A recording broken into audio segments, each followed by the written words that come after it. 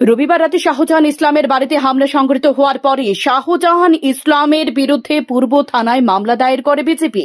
সদর শহর জেলা বিজেপির সভাপতি অসীম ভট্টাচার্য জানিয়েছে, ফেসবুকে লাইভ করে মুখ্যমন্ত্রী অধ্যাপক ডাক্তার মানিক সাহা এবং রাজ্য পুলিশ প্রশাসনকে বিশ্রী ভাষায় গালাগাল করে কংগ্রেসের যুবনেতা শাহজাহান ইসলাম। মুখ্যমন্ত্রী অধ্যাপক ডাক্তার মানিক সাহা একজন সজ্জন ব্যক্তি হিসেবে পরিচিত। তিনি ভালো কাজ করে চলেছেন রাজ্যের অগ্রগতির লক্ষ্যে, যার কারণে মুখ্যমন্ত্রী অধ্যাপক ডাক্তার মানিক সাহাকে জড়িয়ে এ ধরনের বিশ্রী গালাগাল সহ্য করতে পারে না ভারতীয় জনতা পার্টি। রাজধানী আগরতলার শান্তিপাড়ায় শান্তি সম্প্রীতি বিনষ্ট করার জন্যই ফেসবুক লাইভে মুখ্যমন্ত্রীকে এভাবে বিশ্রী গালাগাল করেছেন কংগ্রেসের যুব নেতা শাহজাহান ইসলাম। এ কারণেই শাহজাহান ইসলামের বিরুদ্ধে পূর্ব থানায় মামলা দায়ের করেছে ভারতীয় জনতা পার্টি।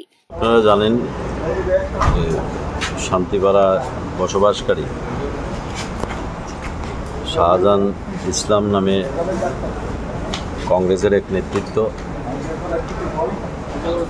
ফেসবুকে একটা লাইভ করে আমাদের রাজ্যের সকলের প্রিয় মুখ্যমন্ত্রী প্রফেসর ডক্টর মানিক সাহাকে যে কদর্য ভাষায় গালিগালাজ করেছে,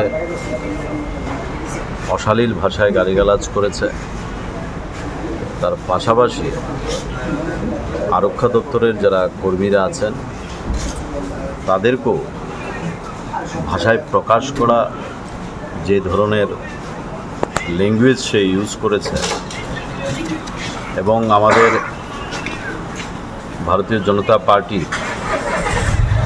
আমাদের মাইনরিটির স্টেট প্রেসিডেন্ট এবং মাইনরিটি বোর্ডের চেয়ারম্যান জসিমদারকে ইন্ডিকেশন করে যে ধরনের ভাষা ইউজ করেছে, ত্রিপুরা রাজ্যের শান্তি সম্প্রীতির বাতাবরণকে বিনষ্ট করার জন্যে এবং সম্প্রদায় ভিত্তিক একটা বিভেদ, একটা উচ্ছৃঙ্খল বাতাবরণ সৃষ্টি করার জন্যে এই ধরনের উস্কানিমূলক বক্তব্য রেখেছে।